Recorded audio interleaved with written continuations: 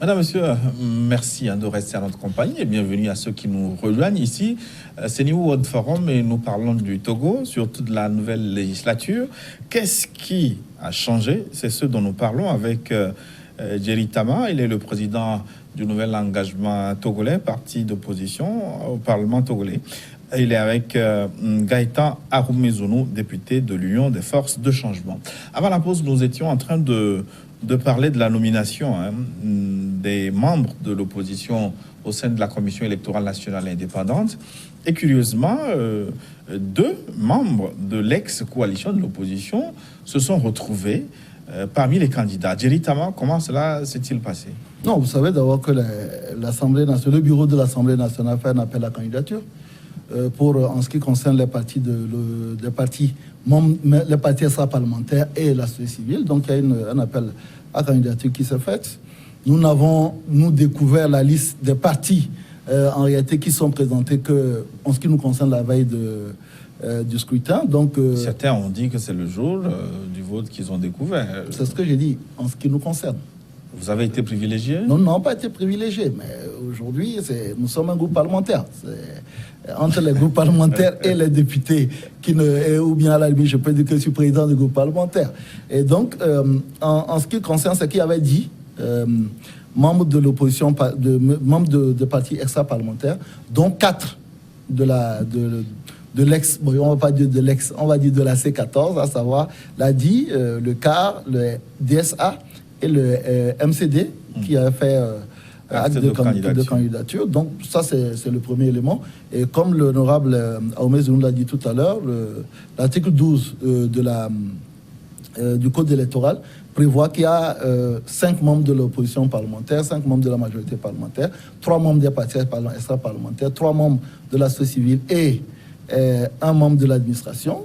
Donc, si je dis qu'il n'y a pas eu de discussion, je mentirais, parce que il est évident que dans la désignation ou bien dans l'élection de ces 3 membres-là, les formations politiques ou bien les groupes parlementaires au minimum donnent leur préférence. Et nous avons pensé quand même que les formations politiques de la C14 et qui ont eu le courage, parce qu'il fallait quand même avoir un courage, après tout ce qui a été dit au lendemain du scrutin du 20 décembre, je ne vais pas revenir là-dessus, mais il y a eu des choses assez dures et assez méchantes qui ont été dites sur cette assemblée, qu'au-delà de ça, que les gens ont pu faire fi de toutes ces considérations qui étaient, il faut le dire aussi, assez abjectes, pour faire preuve de candidature et donc pour, à la limite, légitimer ce qu'ils considèrent comme illégitime, Nous avons trouvé que ça procédait d'un courage et d'un pragmatisme aussi, que les gens ont compris qu'en réalité, toutes ces postures dogmatiques n'avaient plus lieu d'être et qu'aujourd'hui, il y a une Assemblée nationale avec 50 et 91 députés qui va légiférer et contrôler l'action du gouvernement sur les 5 prochaines années et mettre en place des institutions comme la CNDH et la CENI. Donc, en ce qui nous concerne, nous avons donné notre onction pour 2 formations de ces C14-là, et je ne sais pas le choix qu'a été celui de l'UFC, j'en sais rien du tout, mais je crois que quand vous prenez le nombre de personnes qui ont élu ces 2 formations, je crois qu'il y a eu une convergence de points de vue pour permettre en réalité une inclusivité, parce que il y a les partis qui sont l'opposition parlementaire représentée par nos 5 partis déjà à la CENI, et c'est de bonne guerre aujourd'hui qu'on est sur les 3 partis extra-parlementaires de formation qui ont appartenu à la C14, dont une même continue à être dans le reliquat qui est aujourd'hui la C14, je veux parler de l'ADI, et qu'on puisse avoir donc une représentation inclusive chargée d'organiser les élections de 2019. Attention, il faut que les téléspectateurs comprennent qu'en 2019 et en 2020, il y a 2 élections. Il y a les élections locales qu'on va mettre en place dans le premier semestre de 2019, mais il y a surtout les élections présidentielles. Et la CENI qui a été mise en place sera chargée d'organiser les élections locales et les élections présidentielles, et que c'est de bonne guerre qu'on puisse avoir toutes les formations politiques qui ont fait la demande de se retrouver dans ces CENI-là pour organiser ces élections et peut-être minorer quand le moment viendra les contestations. Gaëtan Aroumezounou, quel a été le choix de l'Union des forces de changement dans la désignation des 2 membres de l'opposition C14? En fait, je voulais dire aussi d'abord que la politique, bien sûr, se fait dans la société civile, mais surtout dans les institutions. Hein. Là où il faut être pour peser, pour faire la politique, pour apporter sa contribution, pour gérer les affaires du pays. Donc, ce sont les institutions. Donc, dans la CENI, par exemple. Non, les partis de la C14, je ne sais pas s'il fallait les appeler C14, puisque si c'est par rapport au nombre de membres que composait cette coalition qu'est né le nom 14. Oui, mais ça, personne ne peut le savoir. Hein, donc, voilà, ça peut être un chiffre magique aussi. D'accord. Bien, bon, magique, vous devrez le savoir. Mais puisqu'il n'était plus tout à fait 14, mais ils ont gardé le nom. Bon, d'accord. Donc, les partis qui en sont issus ont déposé démocratiquement leur dossier selon les tests de loi et ont battu campagne pour qu'ils puissent être membres de la CENI. Donc il y a eu des discussions, des rapprochements de points de vue, et puis le vote s'est fait et on a obtenu donc les 17 membres de la CENI. C'est ce que je peux dire aujourd'hui. Donc je pense que c'est ce que nous devrions faire, et c'est ce que nous recherchons d'ailleurs, aller dans l'intérêt général, aller là où on peut apporter sa contribution, là où on peut travailler concrètement, réellement. Ça veut dire que vous avez accepté ces deux membres de l'opposition C14 ? Nous avons voté pour les candidats qui ont déposé normalement leur dossier, et la majorité l'a emporté, c'est tout. Vous, je veux connaître la couleur de votre choix.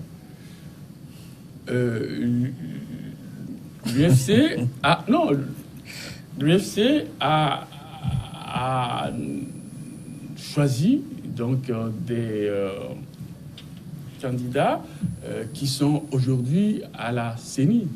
C'est tout ce que je veux dire. Vous voulez dire quoi? Véritablement. Bon, derrière cette hésitation, je sens que l'UFC n'a pas... Pas de commentaire de bon niveau. Je vous ai dit que nous avons donné notre option à l'entrée de la GDK. Voyez-vous maintenant que vous avez l'art de tourner autour du pot. Non, absolument pas. Oui, mais puisque ce n'est pas la réponse à ma question, est-ce que vous avez soutenu les deux candidats, Carr et Hadi? Vous allez voir le nombre de votants et le nombre de tout ça. Et puis, vous verrez quels peuvent être les résultats. Donc, en sachant que l'UFC a coopté un parti qui n'est pas aujourd'hui à la CENI, tout simplement. Mais est-ce que ça avait été gêné par ces deux candidatures des partis qui ont contribué à votre éjection de la CENI il y a quelques mois? Il vous a été difficile de les adouber cette fois-ci? Non, en fait, c'est le sort. Quand, non, je vais vous dire une chose. Quand vous agissez d'une certaine manière, et qui n'est pas la bonne manière de faire, la nature remet les choses à l'endroit. Et donc, c'est ce qui s'est passé. On a éjecté, comme vous le dites, un membre de la CENI, mais il y a plus qu'un membre aujourd'hui à la CENI. Donc, c'est ça qui compte pour nous. L'essentiel est là, c'est que l'UFC soit renforcé à la CENI pour faire le travail. Mais est-ce que c'est la nature qui a remis les choses à l'endroit? Puisque ce n'est pas la majorité aussi unie, a contribué grandement à cette remise des choses en place, non? Alors, les députés ont voté. Vous savez bien que la majorité a l'Assemblée revient à unir. Et donc, même si nous votions, ce ne sont pas les 7 députés de l'UFC qui feraient ou qui auraient pu faire la différence. Donc, il y a eu, comme je l'ai dit, discussion, recherche de consensus, et c'est ce qui compte. Aujourd'hui, nous avons les membres de la CENI qui ont prêté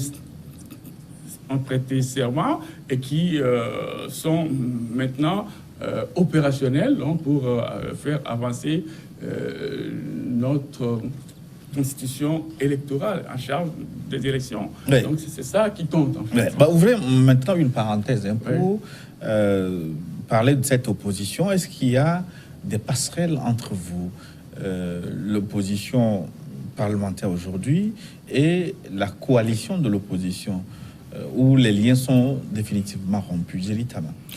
Non, d'abord, j'aimerais revenir sur le sujet précédent pour dire qu'aujourd'hui, on peut dire que nous avons fait preuve d'une leçon de tolérance. L'ensemble de l'Assemblée nationale a fait preuve d'une leçon de tolérance.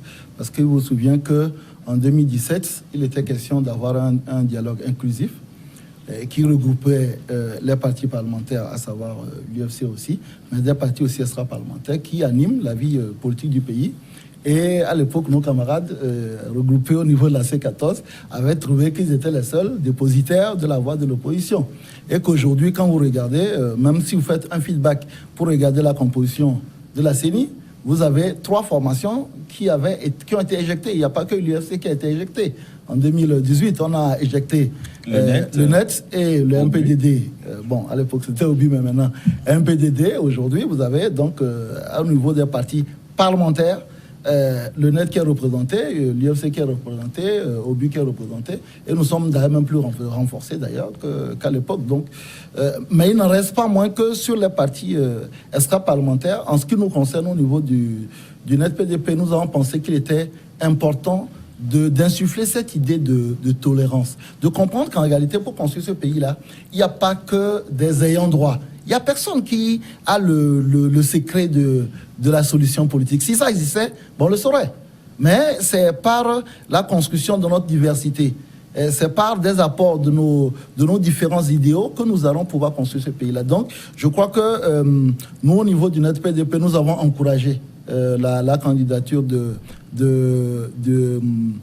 CAR et d'Adi, de telle façon que... Vous le dites à haute voix. Nous le disons à haute voix et nous ne nous en cachons pas. Maintenant, en ce qui concerne les passerelles, d'abord, vous savez, nous sommes des centristes. Et les centristes se caractérisent surtout par leur pragmatisme, leur humanisme. Centre droit ou centre gauche? Non, nous sommes du centre.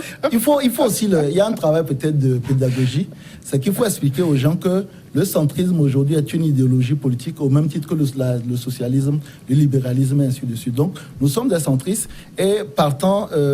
discuter avec des formations politiques fait partie même de notre ADN. Donc oui, aujourd'hui, nous discutons avec des formations politiques. Il est évident ça que... aussi, c'est un autre débat. Est-ce que le centrisme n'est pas, on va dire, comment appeler ça, une dénonciation de la démocratie? Parce que la démocratie suppose la gauche et la droite. Au milieu, si vous occupez le milieu, vous encombrez la voie. Non, c'est ce que je dis. Le centrisme, aujourd'hui, vous prenez des partis comme le RM, qui est un parti centriste, mais quel est un mais parti on sait centriste? que c'est un parti de droite. Non, la République en marche n'est pas un parti de droite. Il faut partir du principe même d'ailleurs que son président vient de la gauche. Donc aujourd'hui, le centrisme, c'est pour ça que je précise encore que le centrisme est une idéologie politique, au même titre que d'autres idéologies. Maintenant, vous pouvez me poser la question, est-ce qu'en Afrique, les questions d'idéologie politique ont un sens? Là où, en réalité, ces réalités-là procèdent souvent de l'industrialisation des pays européens, où on avait donc tous ceux qui se rapprochaient du prolétariat qui était socialiste et ceux qui se rapprochaient des patrons qui étaient plutôt de droite, ainsi de suite. Est-ce que ça a un sens? On pourra en faire un débat qui ne va pas finir aujourd'hui. Mais est-ce qu'il y a des passerelles? Oui, il y a des discussions qui se font. Peut-être pas avec tout le monde, mais je crois que si nous avons envie que ce pays-là avance, nous devons avoir la capacité de discuter. La seule différence, peut-être, c'est que nous ne mettons pas sur la place publique les discussions qui se font. Je crois que, de toute façon... Vous ne dites pas avec tout le monde. Pourquoi? Il y a certains qui vous gênent particulièrement. Non, on discute avec les gens qui veulent discuter avec nous. Il est évident. C'est-à-dire que si vous avez des gens qui souhaitent échanger avec vous, vous échangez avec eux. s'il y a des gens qui constituent à vous prendre de haut, comme on l'a constaté lors de la on va dire des 18 glorieuses, hein, les 18 glorieuses qui ont marqué entre 2017 et 2018, écoutez, vous n'allez pas aller non plus. Donc certains vous ont bloqué dans leur liste. Non, pas bloqué, mais je dis que nous arrivons à discuter, en ce qui nous concerne, nous arrivons à discuter avec des leaders politiques. Et il y a certains leaders politiques avec lesquels peut-être nous n'arrivons pas encore à discuter.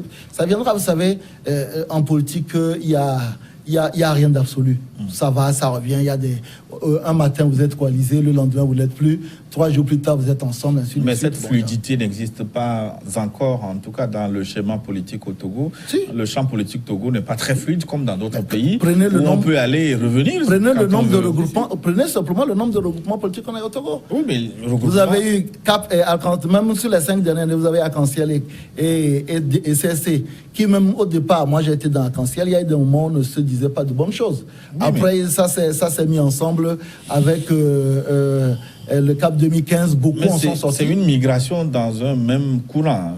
La fluidité dont je parle, c'est la capacité d'aller d'un côté et de l'autre dans différents champs politiques. Pourquoi Comme dans d'autres pays, au Bénin par exemple, on peut quitter l'opposition, aller dans la majorité. Quitter la majorité peut aller pour revenir à l'opposition sans que cela gêne énormément. Au Togo, ici, on en a eu aussi des modèles. Prenons le cas de l'IFC. Il y a de 2010 à 2015, l'IFC était dans un accord politique très fort avec le parti au pouvoir. Sans aide de la majorité. Aujourd'hui, ils représentent, ils ont le chef de file de l'opposition, donc ils sont le visage de l'opposition. Ils disent qu'ils ont toujours été opposition. Donc ce que je veux dire, c'est qu'il y a eu quand même un accord politique qui a existé. Ouais. Donc en réalité, moi je pense que ce qui est malheureux, au Togo, c'est la stigmatisation.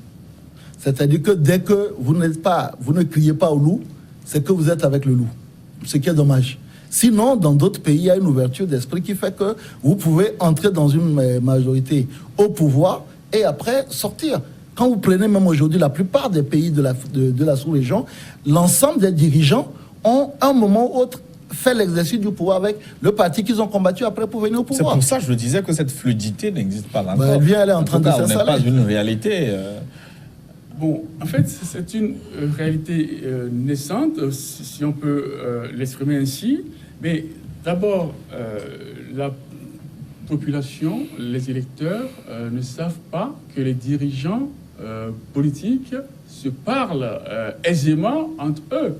Mais pourquoi donc justement vous parlez entre vous dans les chambres, mais au vu au sud de tout le monde, on donne l'impression d'être totalement étanche. Alors, donc c'est ça qu'il faudrait corriger pour montrer la fluidité du débat et des concertations, des négociations, des convictions pour que ensemble nous puissions travailler pour notre pays. Donc il y a ce travail-là qui se fait passerelle, oui, donc il y en a.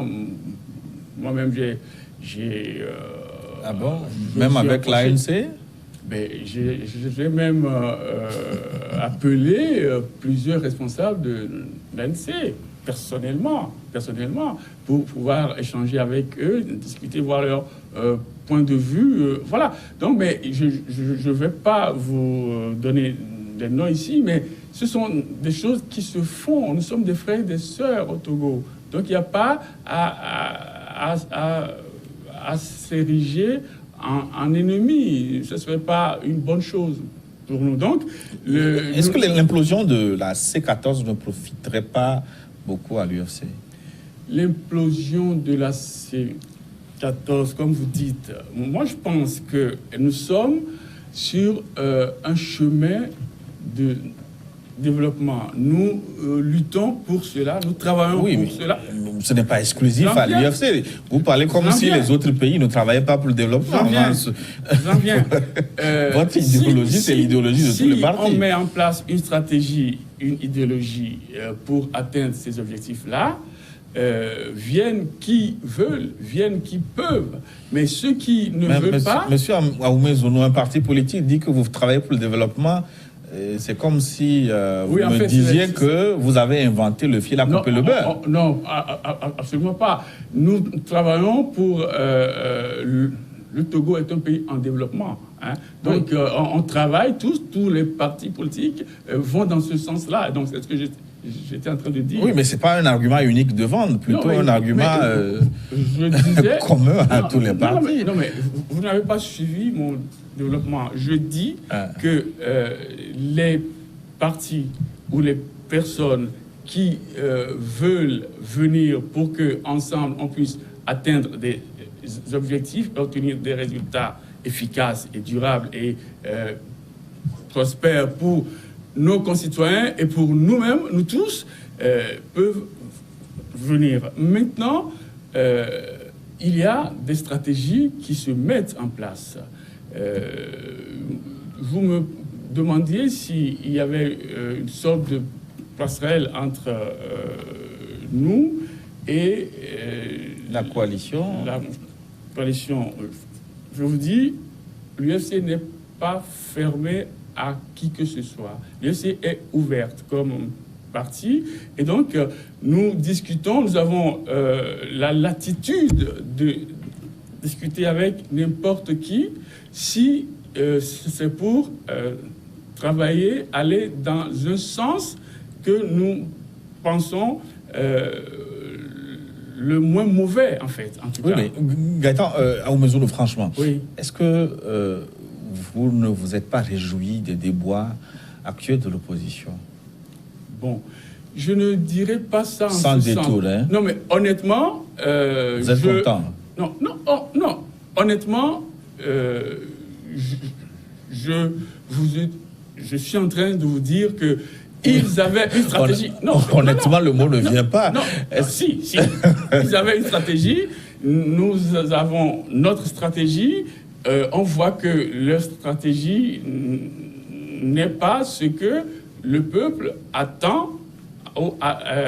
Ça, on ne peut pas le dire. Voilà. On n'a aucun instrument pour mesurer ce que vous dites, parce qu'ils ne sont pas allés aux élections. Nous ne pouvons pas nous réjouir du malheur des autres. Nous pouvons... Est-ce que c'est un malheur? C'est un échec, peut-être, mais pas un malheur, non?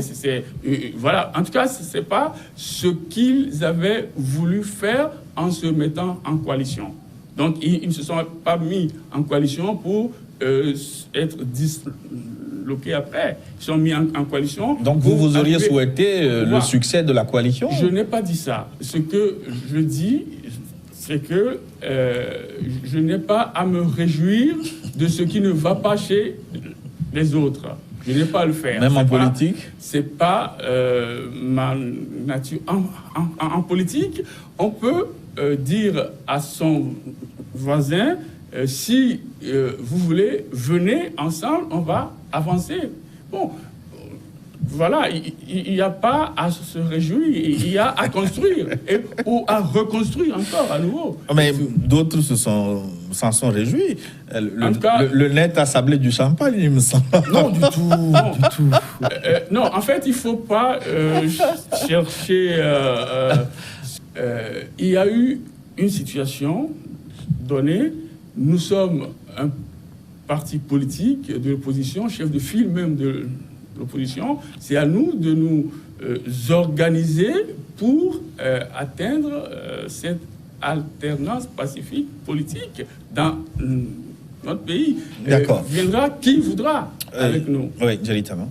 Non, se réjouir, non. Je ne vois pas quel serait l'intérêt. Vous savez, la recherche de l'alternance est une réalité nationale au niveau de l'ensemble des partis de l'opposition.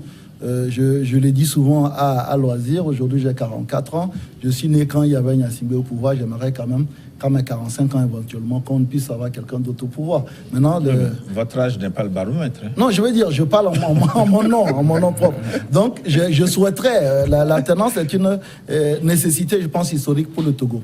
Maintenant, quand on a fini de dire ça, on peut se dire que sans forcément se réjouir, on peut peut-être se féliciter d'avoir anticipé sur certaines choses. Parce que depuis 2017, nous avons déjà anticipé sur finalement l'issue de ces regroupements qui sont parfois hétéroclites, qui s'appuient sur des idéaux qui sont différents, qui s'appuient sur des intérêts qui sont différents et qui font que, à la fin, on se rend compte que vous êtes ensemble sans réellement être ensemble. C'est un peu ça le problème. Donc, nous, on peut pas dire qu'on se réjouit, mais ce qu'on peut dire, c'est qu'on se félicite de la clarification. Parce que nous considérons, depuis le début, qu'un parti politique va à la conquête du pouvoir. Et que les regroupements politiques auxquels on assiste, quand ils ne sont pas uniquement ad hoc, c'est-à-dire que pour obtenir un objectif, mais court dans le temps, en réalité, on porte en elles-mêmes les germes de leur propre destruction. Et c'est ce que nous avons dénoncé le 8 octobre 2017. Et nous avons eu, on a eu ce qu'on a pu avoir. On va pas rentrer là-dessus. Voilà. Et maintenant, aujourd'hui, ce que nous espérons, c'est que maintenant, on ne sait pas si ça se dissout complètement ou pas, mais il faut qu'un parti politique, une fois qu'il s'est créé, aille à la rencontre de son électorat. Il rencontre des populations, mais qu'il présente son programme de société, qu'il présente son idéologie. Mais dans des conditions claires, si les partis estiment que les conditions d'organisation des élections ne sont pas équitables, c'est normal qu'ils... Ce que nous disons, c'est pour ça qu'il dit, quand il y a un regroupement sur un objectif ad hoc, c'est-à-dire qui n'est pas forcément électoral. Oui, que des partis se regroupent pour réclamer, par exemple, des réformes, je pense que c'est tout à fait normal. Mais après, il est temps maintenant que les partis politiques dans notre pays aillent aux élections au nom de leur identité, au nom de leur bannière. Parce que c'est quand même assez symptomatique qu'il y a des partis depuis maintenant une vingtaine d'années qui sautent de regroupement en regroupement. Dès que ça se ferme, ils vont ici. Dès que ici ça se ferme, le lendemain, ils recréent un autre regroupement, sans qu'on ne sache finalement quel est le poids politique réel des formations politiques, et que dans ces regroupements, les gens finissent par avoir une légitimité qui est entièrement surfaite. Comme on a pu l'assister lors de 2017-2018. Oui, mais vous-même, est-ce que vous n'avez pas bénéficié de ce que vous appelez légitimité surfaite? Non, depuis 2014. Ayant pris part à ces regroupements de l'opposition, oui, c'est pour ça que le net, avant d'adhérer à ces regroupements de l'opposition, n'était pas tout à fait net. Non, le net n'a jamais participé à une élection au nom d'un regroupement politique. Oui, mais vous êtes allé dans ces coalitions. Oui, mais justement pour avoir un peu de parfum. La plupart du temps, quand vous sortez d'un regroupement, les retombées sont tellement négatives qu'il faut avoir le courage d'affronter une partie de la population, pas toute. Mais donc, est-ce que vous ne vous êtes pas fait connaître davantage en participant à Non, parce que justement, en réalité, on s'est retrouvés dans ces regroupements parce que les regroupements ont entendu parler de nous et ont pensé quand même qu'il y avait une plus-value à nous intégrer dans leur ensemble. Sinon, un parti dont on ne parle jamais ne se retrouve jamais dans un regroupement. Mais pour autant, ce que je veux dire, c'est que ma prière est que dans les jours à venir, dans les semaines à venir, on fasse les réformes constitutionnelles qui permettent en réalité les élections à deux tours lors des élections présidentielles pour libérer les énergies, pour que toutes les formations politiques n'aillent pas s'abriter derrière les regroupements en disant « Ah oui, parce que les populations nous demandent une candidature unique », mais que chaque formation politique qui pense qu'elle a le potentiel aille sur le terrain, aille aux élections au premier tour, fasse son électorat et au deuxième tour, il peut avoir des alliances. Parce que c'est quand même assez symptomatique d'avoir des gens qui sont de regroupement en regroupement, qui se font une légitimité surfaite. Qui se font légitimité surfaite et qui pensent qu'elle peut parler tous les jours au nom du peuple togolais. Qui vous disent tous les jours, nous, au nom du peuple togolais, mais vous n'avez jamais vu en réalité l'électorat. Donc, ils tirent leur légitimité. Vous parlez de quoi? Appeler un chat un chat? Non, nous disons aujourd'hui que... Vous parlez de qui? Non, je ne vais pas parler de... Vous savez qu'on ne tombera pas dans ce piège. Mais ce que nous disons, c'est que tous en ne se réjouissant pas de la dislocation de la C14. Je ne sais pas si c'est disloqué ou pas. Sur le fond, ça m'intéresse pas. Elle existe parce qu'on a écouté la coordinatrice ce dimanche appeler au retour des déserteurs. Bon, ça fait le problème. Ce que je retiens, c'est que moi, ce que je souhaite en tant que parti politique, que les élections à deux tours apportent une clarification pour permettre à chaque formation politique qui le désire. Parce que la charte des partis politiques autorise aussi le regroupement de partis politiques. On ne va pas empêcher les partis de se mettre ensemble s'ils pensent qu'ils ont les idéaux communs ou bien des objectifs communs. Mais je pense aussi qu'il est temps maintenant, avec les élections à deux tours, que les formations politiques aillent réellement défendre leurs idéaux, défendre leurs projets politiques au niveau des populations lors d'un premier tour et qu'au deuxième tour, qu'on puisse, par le jeu des alliances, peut-être même donner de la marge à celui de l'opposition qui se présentera au deuxième tour, en réalité. Juste vous dire aussi que l'UFC ne peut pas se réjouir. Pourquoi? Parce que l'UFC est un parti implanté, qui est solide, qui est au plan national, un parti connu et reconnu, et donc qui... même si, bon, qui a été on affaibli. peut le nuancer, parce que qui a été vous n'avez affaibli. positionné que des candidats dans 10 circonscriptions lors des dernières législatives. Non, ce n'est pas un indicateur de l'implantation nationale du Non, parti. c'est plus.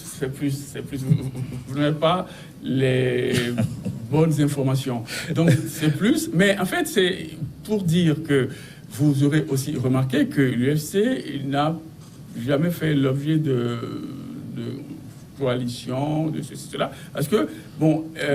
l'UFC a fait partie de regroupement... enfin, l'UFC est une nouvelle version. Non, l'UFC est là avec un président national, leader de la paix, de la tranquillité au Togo. Et donc, l'UFC aujourd'hui est un parti qui ne peut que se... Est-ce que vous n'êtes pas en train d'usurper le slogan, le chantre de la paix, mais c'est un autre parti qui... Non, en fait, vous remarquerez que c'est à partir de l'accord UFC RPT unir que la paix est venue au Togo et s'est installée durablement. Donc, Mais c'est après votre accord qu'il y a eu le 19 août. Non, le 19 août, c'est récent. Bon, quand on veut parler de l'histoire, donc c'est récent. L'accord, c'est depuis le 26 mai 2010. Donc, il ne faut pas qu'on confonde les choses.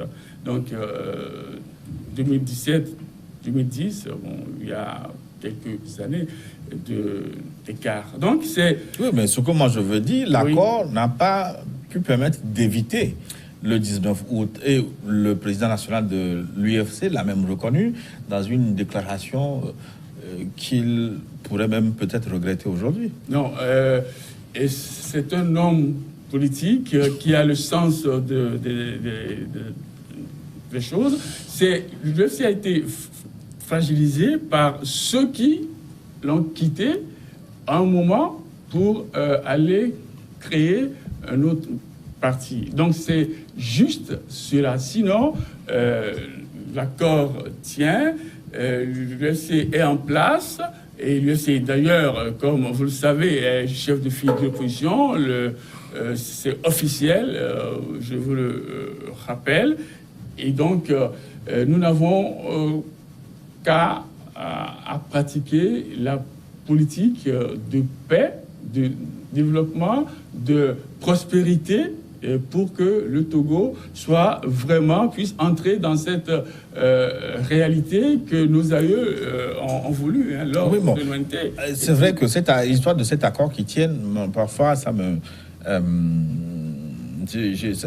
par moment, avez-vous vu quelque part ou lu que cet accord a été dénoncé? Non, moi je dis que cet accord, ça me pose des problèmes de compréhension. Peut-être que je vais me tourner vers Jerry Tama, le chef de file de l'opposition aujourd'hui, qui est dans un parti en accord politique avec la majorité, accord de partage de pouvoir aussi parfois. Jerry, mais moi, est-ce qu'il n'est pas temps de mettre fin à cet accord? Non. Il ne revient pas de le commenter. Ce que je retiens, et vous avez évoqué un sujet peut-être qui était important, qu'est le discours du président de l'IFC peut-être en 2017, où il y avait au temps fort des situations choses, parce que on peut aussi, d'une part, on peut dire que peut-être que d'un côté il n'y a pas eu un respect des engagements, parce que vous savez, en 2010 il était question de faire la réforme politique dans les 6 mois, ce qui n'a pas été fait. Mais pour moi, je pense aussi que la politique étant la science des moyens, je suis parfaitement d'accord avec l'honorable Ahmed Zounou que la nouvelle configuration politique qui s'est mise en place au lendemain de l'accord n'a pas permis en réalité le respect de tous les engagements eu égard aux forces politiques qui sont mises en place. Mais aujourd'hui, est-ce qu'il y a un intérêt réel à revenir à ces considérations? Personnellement, enfin, c'est mon avis personnel, je ne le crois pas. Aujourd'hui, on a une formation politique UFC qui est à l'Assemblée, qui n'est pas au gouvernement. Il faut aussi le retenir. Le gouvernement qui est actuellement là n'a pas de représentant de l'UFC. Pour des raisons qu'on connaît aussi. Bon, non, moi je ne veux pas rentrer dans ces commentaires. Mais ce que je veux dire, c'est que qui au lendemain de la mise en place du bureau de l'Assemblée nationale a envoyé un courrier, comme nous on a pu le faire. Il y avait les plats de l'UFC sur la table. Non, je n'en veux pas. Mais ce que je veux dire, c'est que a envoyé, comme nous on l'a fait, un courrier en respectant bien entendu l'article 2 de la loi portant statut de l'opposition, en disant nous sommes un parti de l'opposition, donc l'UFC, comme le NET, comme le PDP sont des partis de l'opposition. Nous jouons notre rôle d'opposition parlementaire au sein de l'Assemblée nationale. Nous allons contrôler l'action du gouvernement. Nous allons, sans aucun doute, par la critique, mais aussi par la construction, faire en sorte que les actions du gouvernement, c'est-à-dire que les actions du budget qui est issu de notre souveraineté, puissent servir le plus grand nombre, puissent servir le peuple togolais. Et nous allons aussi, bien entendu, pendant la période, montrer que si nous étions au pouvoir, nous ferons mieux par toutes les critiques positives et les positions alternatives que nous poserons chaque fois qu'il sera question de le poser. Maintenant, est-ce que nous allons refaire l'histoire depuis ces 20 dernières années ? Je ne pense pas qu'il y ait une formation politique aujourd'hui, qu'elle soit de l'opposition ou ceux qui sont au pouvoir, qui soient entièrement neutres ou bien complètement irresponsables de la situation dans laquelle nous sommes aujourd'hui, même si, je le répète encore, la responsabilité, la plus grande responsabilité, revient à ceux qui ont la gestion du pays. Oui, honorable Aoumezounou, vous n'êtes pas peut-être la personne autorisée pour répondre à la question, mais je voudrais votre avis personnel sur la question. Est-ce qu'il ne serait pas plus profitable au chef de file de l'opposition de de prononcer la caducité de l'accord RPT-UFC pour que vous puissiez être dans votre rôle purement et simplement? Alors, M. Bokor, tout comme vous n'êtes pas au gouvernement.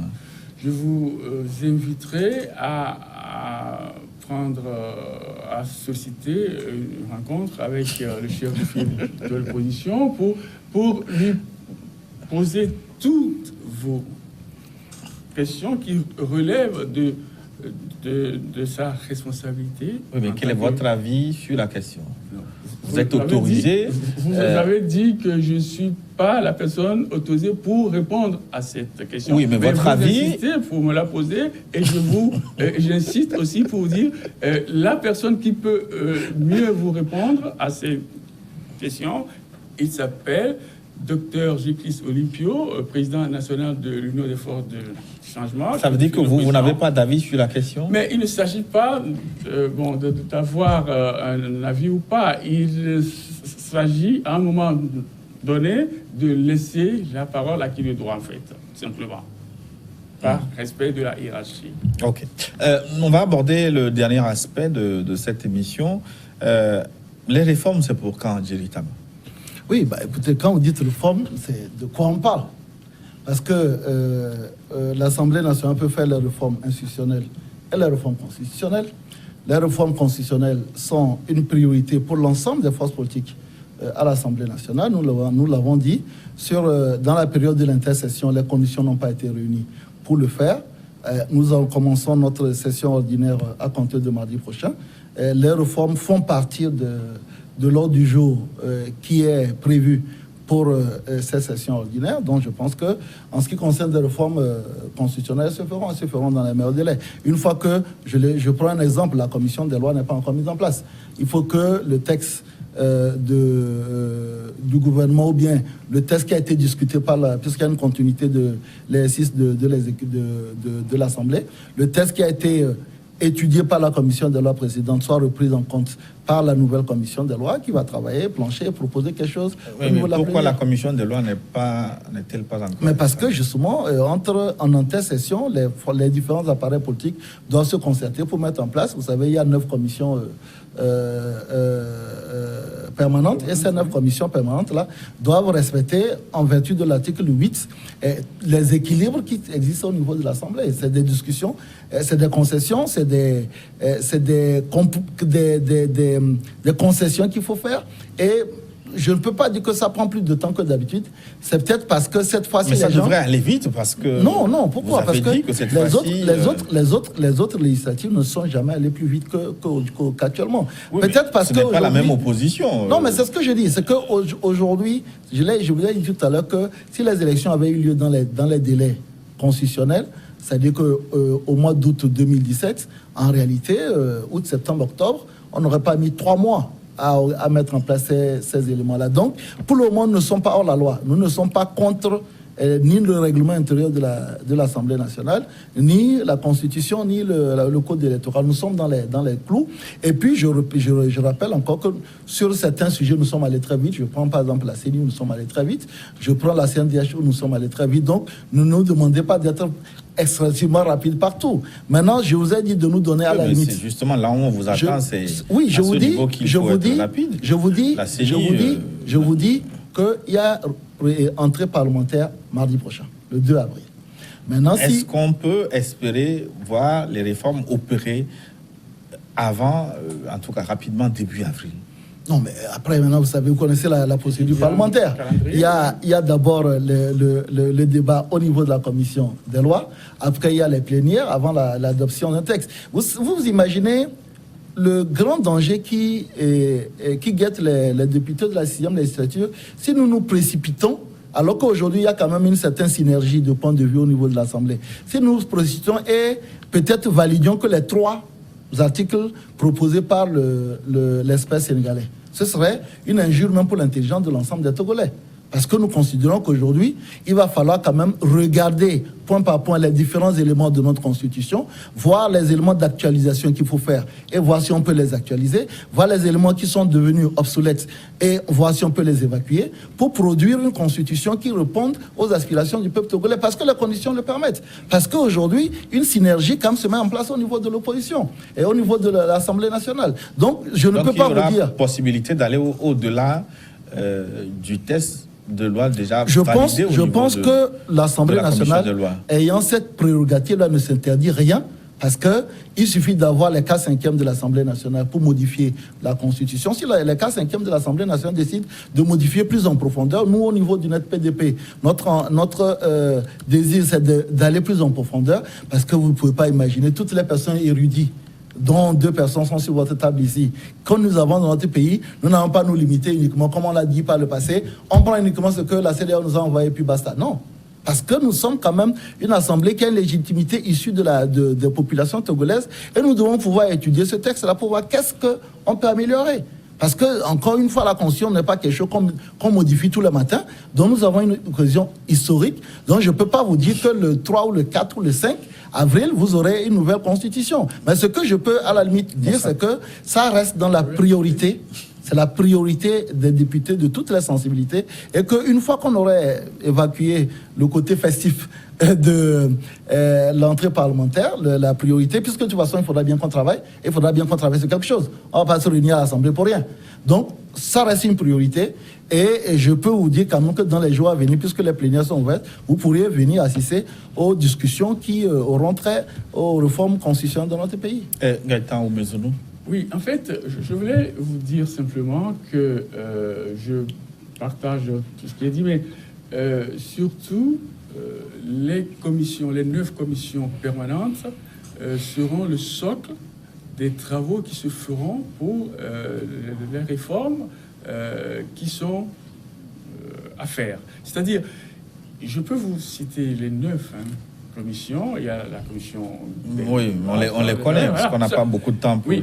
Alors, donc, une fois que les députés seront dans leur commission et avec leurs prérogatives, leurs compétences, leurs recherches, leurs études, la lecture des textes et les propositions, les aspirations du peuple, on pourra ensuite, article par article, décortiquer la Constitution et faire... article par article ou les 3 propositions? Oui, en fait, bon, les 3 propositions, c'est celles-là qui sont... Donc vous êtes favorable à aller en profondeur, vous aussi? Bien sûr, mais bien sûr, mais on ne peut pas proposer la révision d'une Constitution sans aller en profondeur. Ça ne serait pas responsable de notre part. Donc, on va faire ce travail-là entièrement de fond pour que les résultats soient à la hauteur de l'attente, en fait. Donc, c'est un peu ça. Ne soyez pas trop pressés, ayons toujours le rythme qu'il faut pour bien faire. Mais alors, donc, une fois que ça sera fait et bien fait, vous nous direz que vous avez été vite, hein, vous avez été vite. C'est vous-même qui pourrez le dire un jour ici. Donc c'est juste, hein, il y a beaucoup de préalables à asseoir avant de pondre des résultats sur les réformes qui sont en cours. Donc il y a des travaux qui existent et que d'autres ont fait, que les partis ont fait aussi et que il va falloir étudier en profondeur et tout ça. En tout cas, j'ai l'impression que vous faites comme un grand homme africain qui dit quand on est pressé, il faut aller lentement. Non, pas du tout. Aujourd'hui, nous respectons les délais constitutionnels et les délais légaux.